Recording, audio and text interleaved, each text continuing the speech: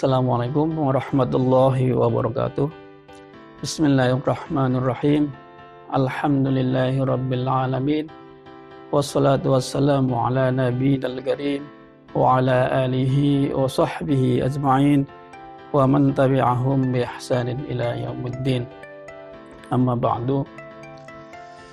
Para pemirsa yang saya hormati, alhamdulillah kita diberi kesempatan oleh Allah Subhanahu wa taala untuk mendapati bulan yang mulia dan agung, yaitu bulan Ramadan.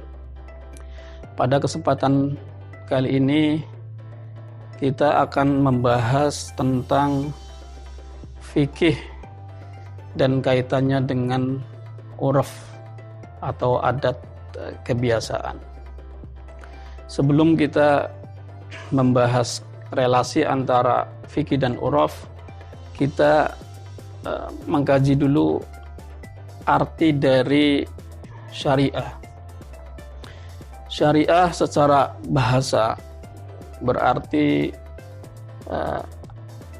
at-thariqah al-mustaqimah, atau jalan yang lurus, atau juga kadang-kadang diartikan sebagai jalan yang menuju mata air, dan juga kadang-kadang juga diartikan sebagai jalan terang untuk diikuti.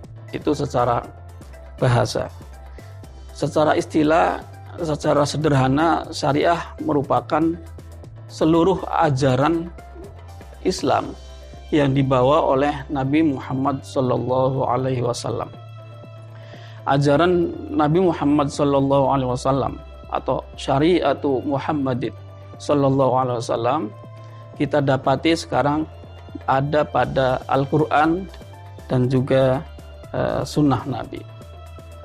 Syariah dengan demikian berasal atau datang dari asyari, yaitu pembuat syariat. Pembuat syariat itu adalah Allah dan Rasulnya. Ini berbeda dengan fikih. Al-fikhu berarti al-fahmu al-amik, pemahaman yang mendalam.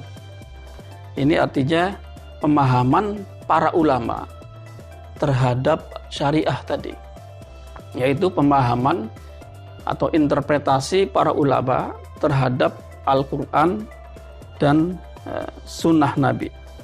Itulah yang disebut fikih.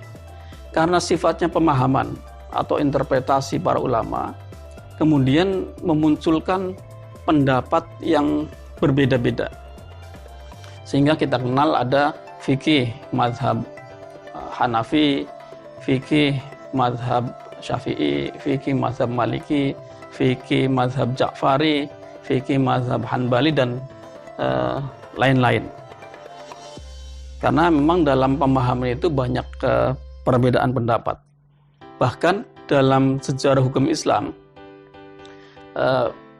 di kalangan Sunni saja terdapat banyak mazhab, minimal ada 13 mazhab, dan yang kita kenal hanya 4 yang masih tetap eksis sampai sekarang, yaitu mazhab Hanafi, Maliki, Syafi'i, dan Hanbali.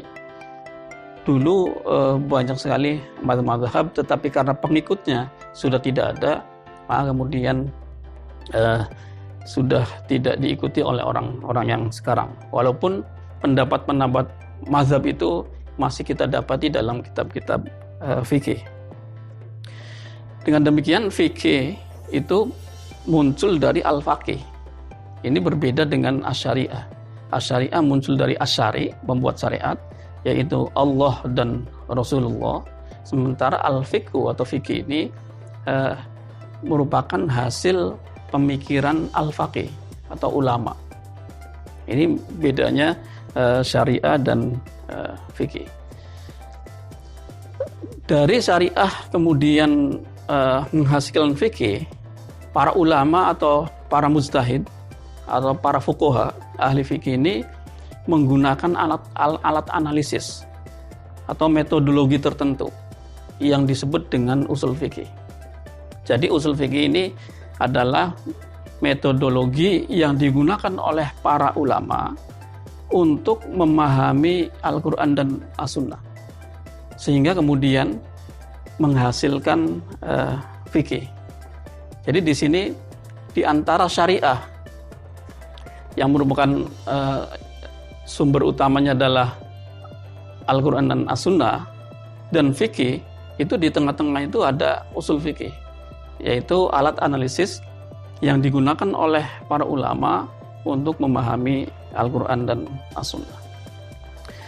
Secara metodologis usul fikih, para ulama ini, para fuqaha, ketika memahami ayat-ayat Al-Quran dan hadis-hadis Nabi, itu tidak hanya menggunakan teori dan kaidah dan kecenderungan pemikiran masing-masing. Dalam arti ketika memahami Al-Quran dan As-Sunnah, itu tidak hanya memahami teks ayat dan Al-Quran dengan metode dan teorinya masing-masing, tetapi juga mempertimbangkan uruf di mana para fuqaha itu berada. Tadi makanya kemudian ada berbagai macam mazhab. Bahkan di awal sejarah Islam itu ada yang disebut fikih Hijaz dan fikih Irak. Bahkan di Hijaz itu ada fikih Mekah, ada fikih Madinah. Begitu pula di Irak ada fikih Basra dan juga ada fikih Kufah. Dan ini corak pemikirnya berbeda. Corak pemikiran fikihnya berbeda karena dipengaruhi oleh uruf atau adat kebiasaan masing-masing daerah tersebut. Sebagai contoh, di Madinah itu perempuan tidak memiliki peran yang besar dalam masyarakat, sehingga corak fikih Madinah, perempuan itu tidak bisa misalnya menikahkan dirinya sendiri gitu, atau bahkan perempuan tidak bisa menjadi wali nikah. Berbeda dengan fikih di Kufah misalnya. Fikih Irak yang diwakili oleh Abu Hanifah itu membolehkan perempuan yang dewasa dan berakal sehat itu menikahkan dirinya sendiri. Dan juga perempuan itu bisa menjadi wali nikah bagi anaknya yang masih kecil. Begitu pula di fikih Irak, perempuan boleh menjadi hakim walaupun dalam memutuskan perkara tertentu. Sementara di fikih Madinah kan kemudian tidak boleh. Jadi dari sini terlihat bahwa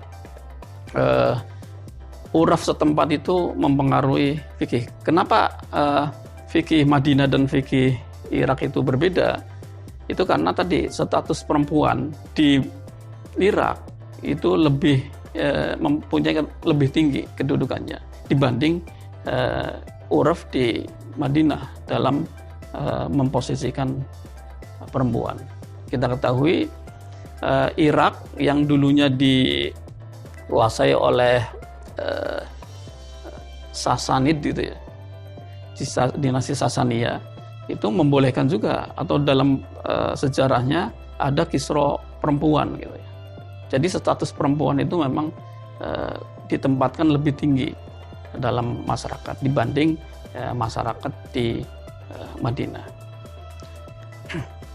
Nah, perbedaan uruf wilayah itu mempengaruhi pemikiran fikih. Bahkan Imam Asy-Syafi'i ketika berada di Baghdad kemudian pindah ke Mesir, fikihnya kan ada perubahan.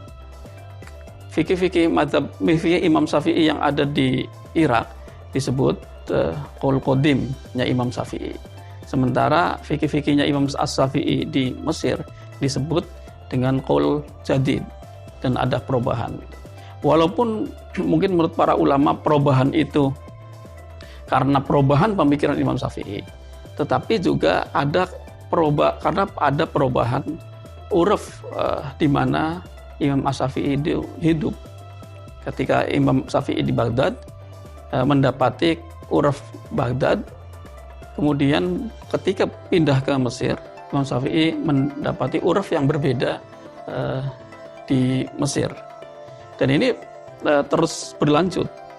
Ketika Imam Syafi'i diikuti oleh para pengikutnya, yaitu antara lain misalnya pengikut Imam Syafi'i di Khurasan, itu juga corak pemikirannya berbeda dengan corak pemikiran fikih para pengikut Imam Syafi'i di Irak. Sehingga kemudian dalam sejarah awal mazhab Syafi'i itu ada kelompok Khurasaniyun, yaitu pengikut-pengikut Imam Syafi'i di Khurasan, dan ada juga pengikut Imam Syafi'i di Irak atau di Irak yang disebut dengan Al-Iraqiyun. Nah, kenapa ada corak pemikiran yang berbeda? Ini karena memang uruf di Khurasan dan uruf di Irak itu berbeda. Begitulah sifat dari fikih yang terus dinamis seiring dengan perubahan dan perbedaan uruf masyarakat. Walaupun sumber utamanya itu adalah sama, yaitu Al-Quran dan As-Sunnah. Sehingga dari sini juga bisa dilanjutkan bahwa memungkinkan adanya fikih Indonesia atau fikih Malaysia, fikih Mesir, yaitu fikih yang didasarkan pada uruf masing-masing tempat tersebut. Saya kira itu penjelasan singkat tentang relasi antara fikih dan uruf. Terima kasih. Kurang lebihnya mohon maaf. Wabillahi taufiq wal hidayah. Wallahul muwaffiq ila aqwamit thoriq. Assalamualaikum warahmatullahi wabarakatuh.